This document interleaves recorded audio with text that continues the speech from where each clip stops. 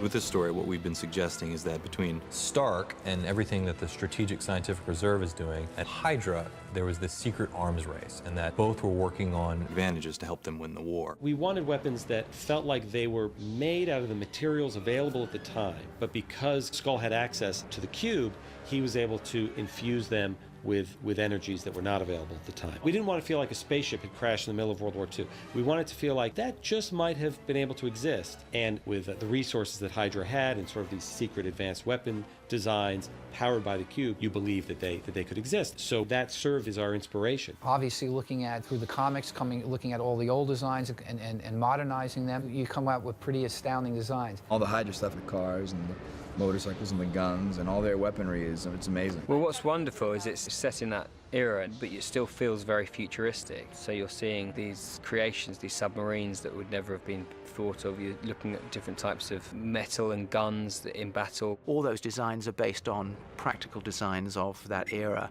and then have been sort of enhanced slightly. There were a lot of Nazi designs of machinery and of weaponry which was never actually built, but we've built it, or we've built it either in a practical sense like you see behind me here, or we're going to be building stuff, even bigger stuff in the computer and having these vast pieces of machinery. It's kind of exciting to be able to try and be doing something which looks real but was never really quite realized. In the comics, Hydra and the Hydra hordes have a very distinctive look.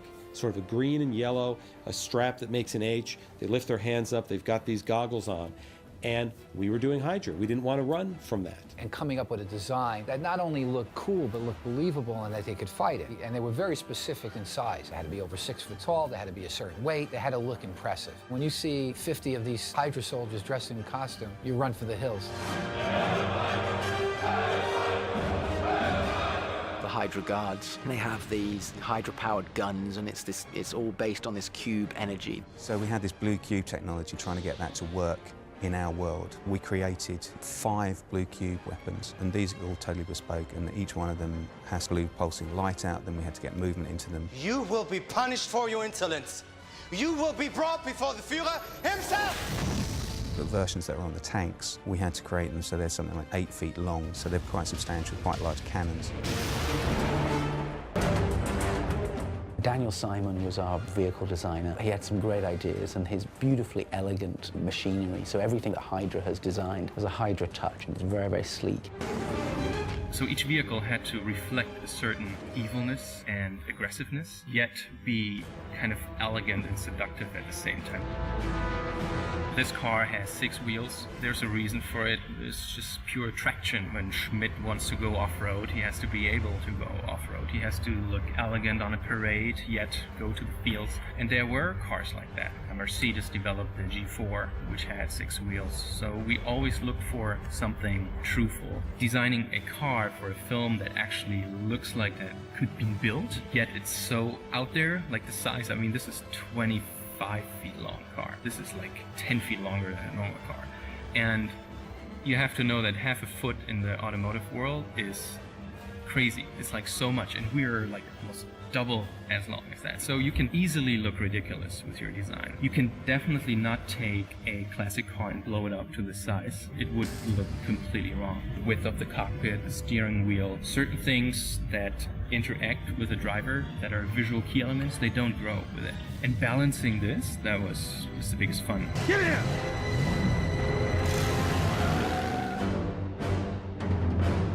The sub went through a lot of design stages. A big thing, especially on the sub, was always, let's stay simple. Let's stay simple and clean. We could have gone totally overboard, but that would have made it almost childish in a wonderful way, but we wanted to be very serious. So the sub, we went from, it was always a simple cigar, very simple, but the drive system went all over the place. We had 2 propellers in the back with exposed rudders. We had crazy propeller systems that fold up and down, but we ended up with jet propulsion, again to be a little Hydra, and it added to the sleekness of the vehicle because we don't have any exposed propellers.